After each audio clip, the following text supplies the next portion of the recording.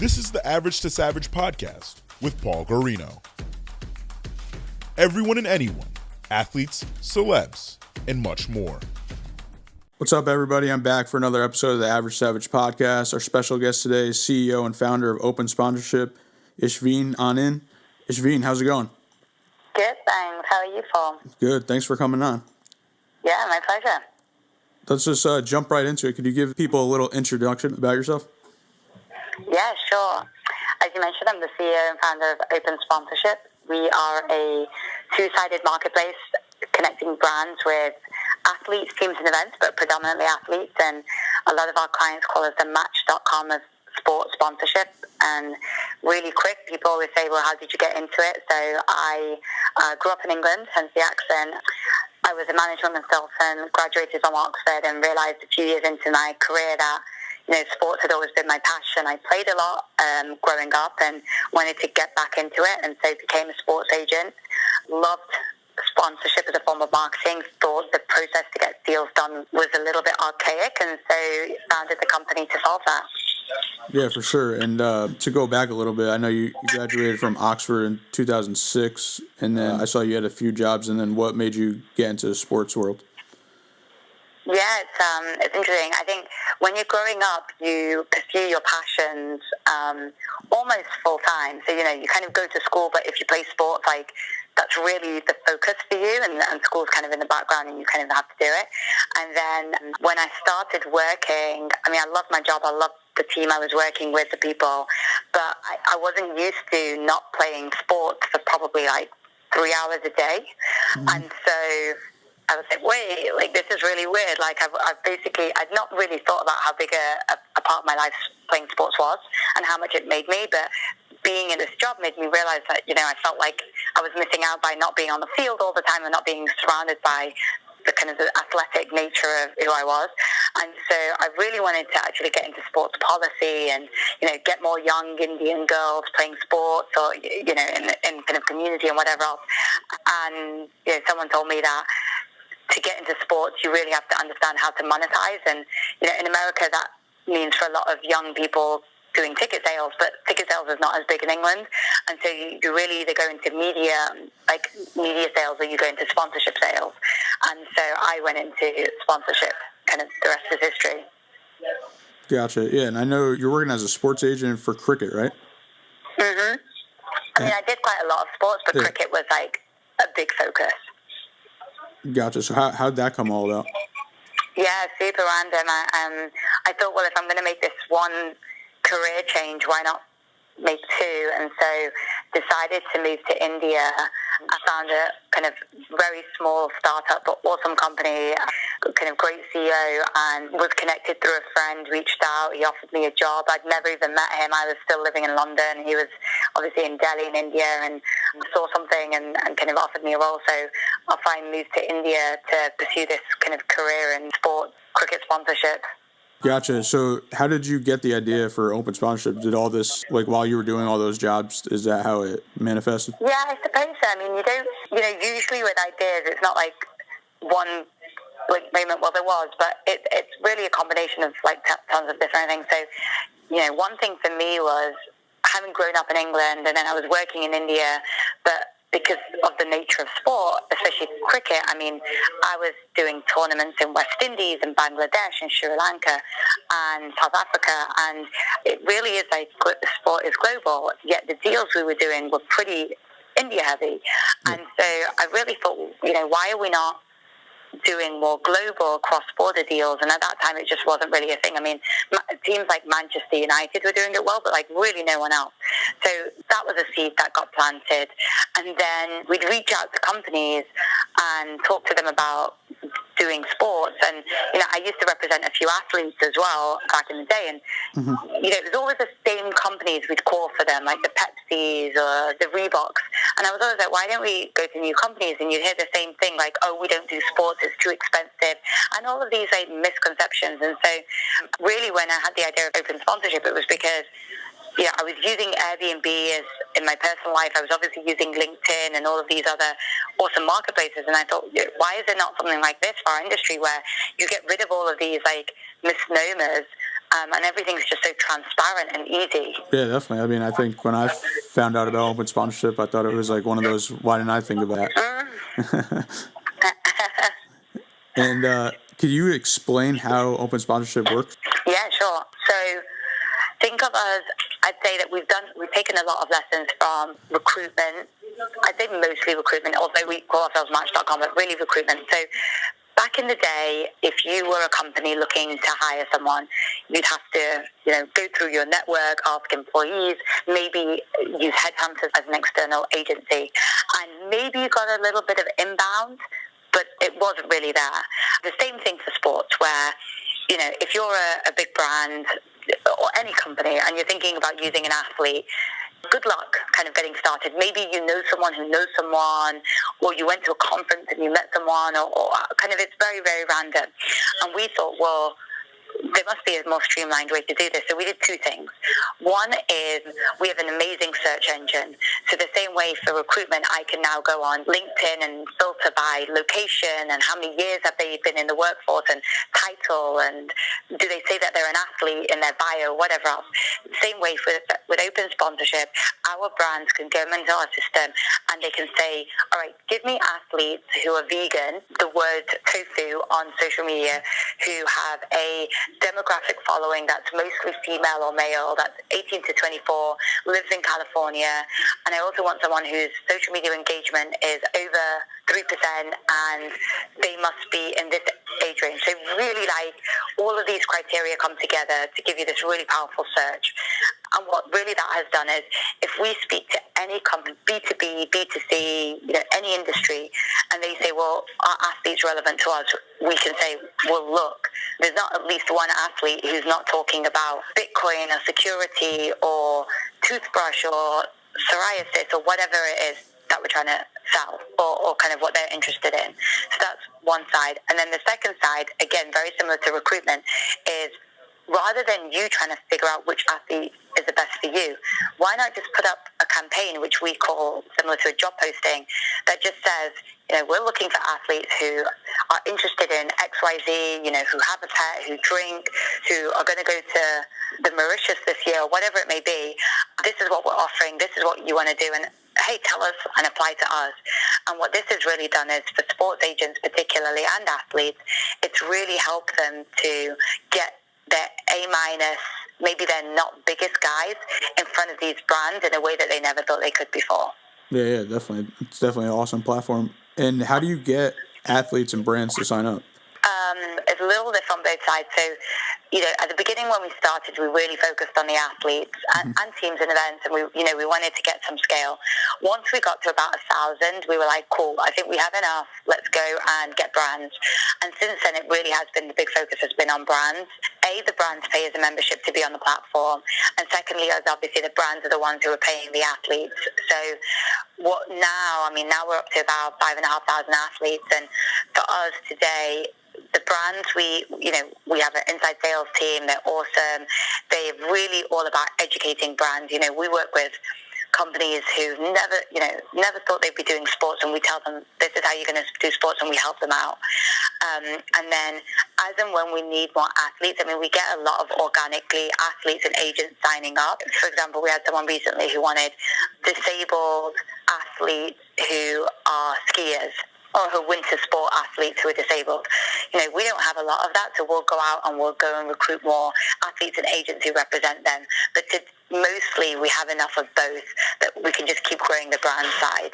Yeah, definitely. Now, going back to the development process, what was it like to create the website, and what was your vision for the website? Yeah, that one's interesting. For me, it was like, Airbnb exists.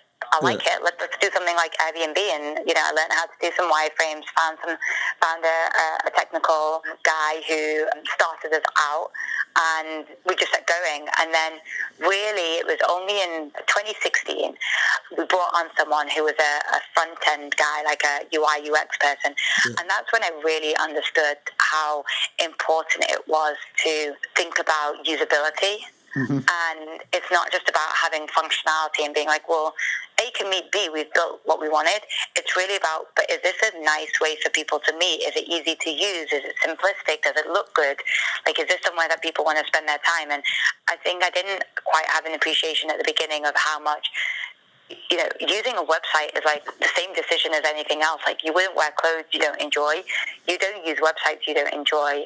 That's when you know that you have like a business like a Craigslist, where it's not very nice usability, but A, it's free, which is why you use it, and B, it really fits your need. But for us, what I really realized, and it was like 2016, was, okay, we need to build something that people are going to enjoy using and logging into every day. Yeah, definitely. I mean, it's all about, trial and error. Mm-hmm. So I know this is your 5th year of the company. So what's the biggest difference between when you first started and now? Yeah, it doesn't feel like 5 years. I'd say the first year and a half, up until 2016 January, as a first-time tech entrepreneur, I literally had no idea what I was doing. A, I was pretty new to America. B, I was new to American sports. C, I was new to building a tech company. So I'd say I understand why founders go on to do second businesses, because you learn so much. You almost want to do it again just so that you could cut the crap, to be honest. Mm-hmm. So the first year and a half, you could basically write off as just going through school of making mistakes. And then it was really January 2016, we got into 500 startups, the accelerator out in San Francisco. And I was like, oh, this is not like some sort of art where you kind of figure it out yourself. Like, there is a science to running a startup, and you've got to do things the right way. And there's a rule book, and obviously there are nuances for industry and for company, but there really is a right way to do it. And so I would say when we think about our company life, it really started in 2016. And ever since then, what would I say have learned is, one, you've got to be aggressive. You've got to be outside of your comfort zone. You have to make sure your team is aggressive. Often there's a really fine balance between, you should definitely take time to celebrate your milestones and be like, okay, we did this, let's celebrate it. But at the same time, you can never be stagnant. And at the beginning, I think there was an element of not firing things on all cylinders. Like, we really worked on product, but we didn't think about sales as much. And then now it's like that fine balance. It's like we're really focused on sales, but we mustn't stop thinking about product. And I'd say the biggest learning I've had is that you can't relax on either front. Yeah, definitely. And how many athletes and brands have you worked with so far? I know you have some estimated numbers. Yeah, athletes who've done deals through us is a little over 1,000. As big as Rob Gronkowski, Draymond Green, Todd Gurley, Jordan Clarkson, and then in the non-major sports, Julia Mancuso, who's just recently retired, awesome skier, Bethany Mattek-Sands, who won the US Open tennis, William McGirt, who's a golfer. So some really great names, and I think we've done deals across about 25 sports. Yeah. Brands, we've worked with, it's about 250 brands that we've done deals for, as big as an Anheuser-Busch, Verizon, DraftKings, but then all the way down to, kind of mom and pop shops, charities, startups, companies that you definitely wouldn't have heard of unless you're in the same space as them. Yeah, definitely. And what was the turning point where you guys got I know you said 2016, but what was almost when you grew, because I've seen you've been growing and growing? Yeah, I would actually say 2016 was, we raised some money, we brought on a couple of people. 2017 was, we really went back to the drawing board for product, which is when I said I think we should have focused a bit more on sales if I could go back and do it again. We were such a small team and product was a focus. 2018 was really the year where we were oh, we have something here. We've got some scale. We brought on 2 amazing advisors, both who work at HubSpot, pretty senior there. And they really made us realize, okay, this is, again, how you build a sales org. And so I'd say 2018, the latter half of 2018 was really a big turning point for us. And this year it's all about, okay, how quickly can we get to that next milestone? Yeah, and I think, obviously social media just keeps on getting bigger and bigger, so I'm sure that also helps. Yeah. And I saw you got named 30 under 30 for Forbes in 2015. So what was that like? It was good. It was really early on, though. So It was interesting because I think it almost meant that we got some like notoriety when, like, literally, I think our website had launched a week before. It was really good personally. As a company, I think we just weren't really ready for it. And I always say, like, 30 under 30, I feel like it's like a stamp of potential. And then I always joke that 40 under 40, like, you have to have made it to be on that list. And so it was nice to be recognized for, like, obviously the work I'd done before in India and England in cricket and what open sponsorship could be. Yeah. But I always say, like, you know, there's a long way to go when you get on that 30 under 30 list still. Yeah, definitely. And have you ever thought about, I think you guys might do it already, but getting more like social media influencers on your website? Yeah, I think my background was sports, and to be honest, we call ourselves sponsorship because, and you know, as you know, sponsorship has existed many, many years before influencer marketing and even social media came around. And so the problem we're trying to solve is like this, like, you know, the sports media and entertainment world is it's a hugely powerful world. I mean, just look at the calendar right now, right? We went from Super Bowl to All-Star, Grammys, Oscars. I mean, like, these are amazing people that have been very protected from the everyday brand. And yeah, I like to give the story that thanks to social media today, as a fan of sports or music or, you know, an actor, you are so connected to your celebrity or to your icons, right? You know what time they wake up, what they wear, what they eat. There's so much that you know about them, and you feel close to them. And maybe you can even, like, comment on their pictures, right, or DM them or whatever else. Yeah. But as a business, nothing has changed. I could probably DM them, but look, if you're talking to Cristiano Ronaldo, who's got like millions of followers, or even an NFL player who has like a couple of 100,000, if I DM you, the chances are you're not responding, right? Yeah. And so our whole thing is that the sports and entertainment world, the same way that social media has brought fans closer to you, we as Open Sponsorship want to bring businesses close to you. And it's a two-way stream because today, when you think about athletes or musicians, whether it's for money and revenue or whether it's brand building, whether it's integrating into society, like you hear about athletes and, you know, the average age of retirement is like 30. What are they doing after that? Well, if they've been connected to business, whether it's through sponsorship or whatever else in advance, they're less alone and aloof when they retire. And so our whole thing, it's less about, you know, social media and marketing for us is definitely a big focus, but our bigger picture is like, how can we create these connections between the business population and the sports media and entertainment industry that is mutually beneficial to both sides. Gotcha. So, like, are you open to working with influencers or not really? Or you want to stick to, like, athletes? Yeah, I think we're looking to add in music soon, as you can tell from, you know, the way I speak. Yeah.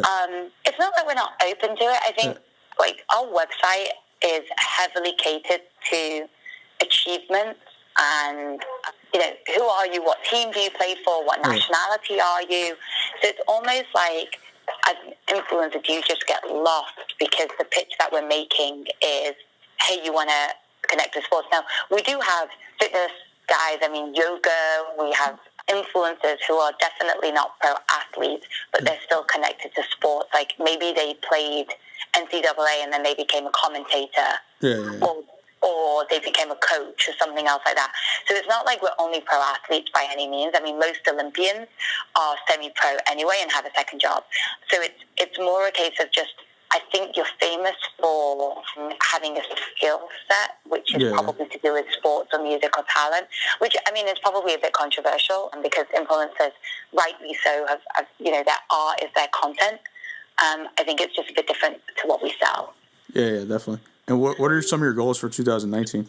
Oh, a lot. I mean, we have a revenue goal that we want to get to, so that enables us to kind of hopefully raise our next round and expand even further.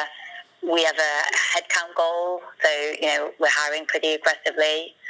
And then in terms of product, we really want to build something that a big focus for us, especially Q1, was ROI. I think sponsorship generally has been one of those things that you spend money on sports and you hope that you're getting a return. And when you think about channels like Facebook or Google AdWords, it's so obvious what you're getting as a return, and I think we as an industry need to be better. And so, we're building integrations with Shopify, we're adding UTM tracking links, and so in terms of product, we really want to be able to prove to you that you should spend more in sports, and it's not just kind of like a hope for the best kind of situation. Gotcha. And what's some advice I could give to a new entrepreneur? Yeah, be sure you want to do it. It's a long road. I think you really have to believe in the problem you're solving. There's a huge rate of failure, so it has to be been worth it. You definitely there's a lost opportunity for the money you're not making in a full-time role. But so be sure that you're excited about the problem you're solving, because I think that's everything. If you are really excited about it, then don't think about it too long. Just kind of do it. Just try. I mean, everyone talks about fail fast and what's the worst thing that's going to happen. Surround yourself with good people. I think I didn't do that early enough, where I had this idea, I was impulsive, I was like, cool, let's just go build it. I think, if you can, try and find the right people, and then once you're in it, go fast, move really fast. Yeah, definitely. And could you talk a little about being a woman in tech? Yeah, it's different. It's definitely different to being like a male CEO for sure. The pros, there's a lot of visibility. If you want that, where you may get more speaking opportunities in a room, you stand out. Obviously, there are VC funds who are focused on females and whatever else. But the cons are that you do have to work harder to get to the same place, because even though you're in the room, to be taken seriously, to have the same impact, I think you have to just work harder. You have to be smarter. What comes out of your mouth has to be 10 times better. When it comes to things like building a team, you have to be conscious of the fact that you may have people in your team who've never been managed by a woman before. Their only female role model has maybe been their mother, which makes difference when it's a guy. And I think there's a lot of things that come with being a female CEO, especially in an industry that's not, I'm not solving a beauty, fashion, women's health problem or whatever else. And so I think that comes with its own challenges, because I don't look or sound like I should be changing the face of sports sponsorship. And you ready for some fun questions? Yeah, go for it. What's the biggest difference between living in the UK, India, and the US? Huge. Well, India, it's really obvious. I mean, it's just such a different place. I think professionally, I'll talk about it. Professionally in India, it's all about relationships. 90% of a meeting is discussing family and nothing to do with work, and then 10% is work, and meetings last for 4 hours and you can't cut them off, and everyone's always late for everything. It's just a very, very, very different place to work and live. But also to build soft skills, I'd say there's no better place. It's an amazing learning experience to understand how work is done in different cultures, and India is one of them. England is I've got a smile on my face. It's a really unique place where I think it's very meritocratic. If there was a place where everyone is equal and everyone gets the same chance, I do think it's England, and people could disagree, but it's just a very fair place, very level-headed place. But then that brings me on to the other thing, where America, you can make your dreams come true in America, and obviously living in New York, the opportunities here are huge because people will give you that chance. Going back to England, I think it's harder because there's not so many opportunities to just go crazy over there and be in a situation you never would be. It's more level-headed. Whereas in America, you work 50 times harder, you potentially could make 2,000 times more impact. So I think America is just a great place to work hard, play hard. Gotcha. And you think cricket or netball will ever be popular in the U.S.? It'll be tough. Cricket, they've tried. I mean, I'm really close to the International Cricket Council. It's a great sport. I just think it's really tough because probably the length of the game. Baseball is already here, and when it's not ingrained in the school system, I mean, soccer is having such a tough time, so to speak. It's a fifth, right? But it's kind of a lower fifth. But and people still play it. And so where you've got a sport that really no one even plays, I think that's tough. And netball, I mean, not happening. Like, you know, my favorite sport to play, but not getting popular here. Gotcha. And last one, what do you like to do in your free time? I love working out. I think, you know, because you can't pick up your phone and be disturbed when you're on a treadmill or in a workout class. I love working out. I'm married, and so I think great downtime for me is like hanging out with my husband and just kind of chilling out. But invariably the conversation comes back to work, so I'm not really sure you ever really switch off. Gotcha. All right, well, I appreciate you coming on and wish you the best of luck. Thank you so much, Phil. Thanks for your questions.